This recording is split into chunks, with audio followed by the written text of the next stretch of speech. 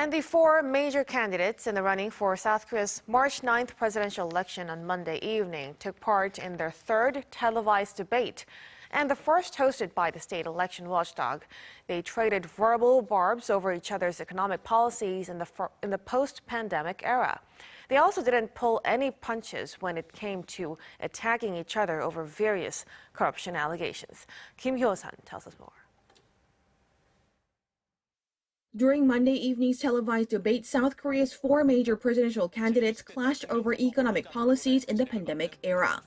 The government's COVID-19 relief plan was the first topic during the third TV debate among the four candidates and the first hosted by the National Election Commission.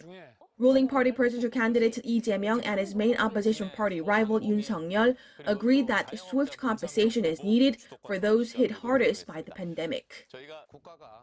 The nation should be responsible for what it tossed at the people. I vow full compensation for the losses suffered by micro-business owners, the self-employed and delivery workers.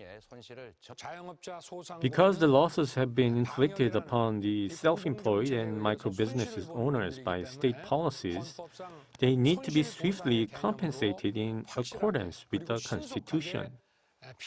Ahn Cheol-soo of the minor opposition People's Party highlighted the need to ensure fiscal soundness.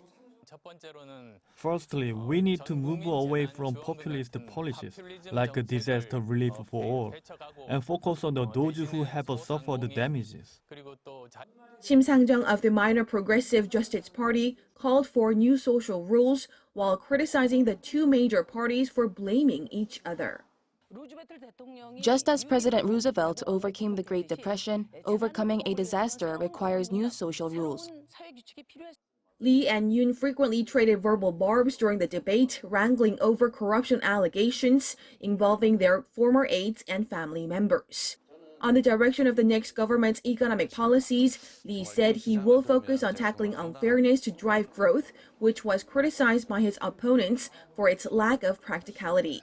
Yoon stressed the need to foster a digital database economy, prompting criticism from Ahn, who questioned its validity. Shim vowed to tackle inequality and make a transition to a green economy, while Ahn called for lifting regulations on science and technology and called for more investment in the area. The candidates will take part in two more debates hosted by South Korea's election watchdog, scheduled for Friday and March 2nd, with a focus on politics and social issues respectively. The election takes place on March 9th. Hyo-sun, Arirang News.